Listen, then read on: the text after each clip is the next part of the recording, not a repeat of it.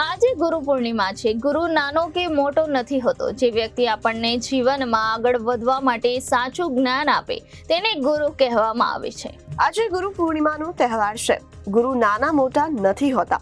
જે વ્યક્તિ આપણને જીવનમાં આગળ વધવા માટે સાચું જ્ઞાન આપે તેને ગુરુ કહેવામાં આવે છે।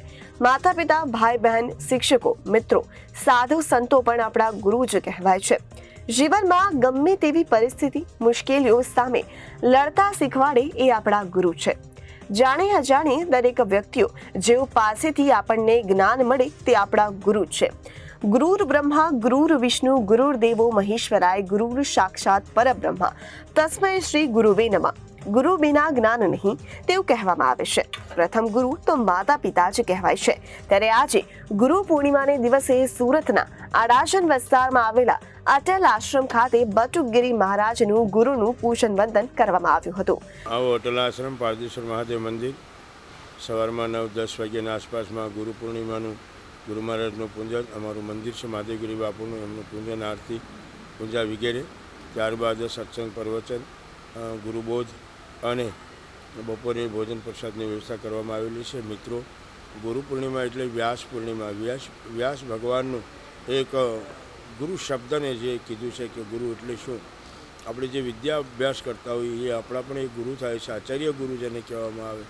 સાંદીપની ઋષિના આશ્રમમાં ભગવાન કૃષ્ણ ભણ્યા તો એમને આચાર્ય ગુરુ હતા। એ પછી એને સદગુરુ બનાવવામાં આવ્યા તો એ દુર્વાસા મુનિ હતા। જો ગુરુનું મહત્ત્વ કેટલું છે, ભગવાન હતા હોવા છતાં ગુરુનું સાનિધ્ય સેવે છે। અને એવું શાસ્ત્રમાં કીધું, ગુરુ બિન ભવનિધિ તરહીને કોઈ, જો બિરંચી શંકર સમ હોય।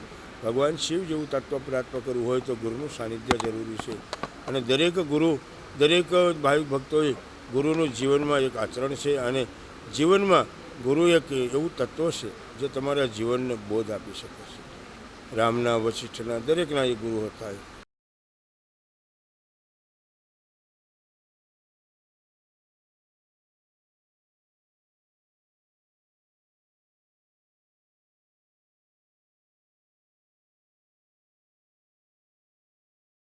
સૌરાષ્ટ્રમાં ભારે વરસાદ ખાબકી રહ્યો છે। ત્યારે દ્વારકા અને પોરબંદરમાં ભારે વરસાદને પગલે ચારે તરફ પાણી જ પાણીના દ્રશ્યો સર્જાયા છે। આવામાં હવામાન વિભાગની આગામી 7 દિવસની વરસાદની આગાહી સામે આવી છે, જેમાં આજથી 5 દિવસ અમુક જિલ્લાઓમાં અત્યંત ભારે તો કેટલાક જિલ્લાઓમાં ભારે વરસાદની આગાહી કરવામાં આવી છે।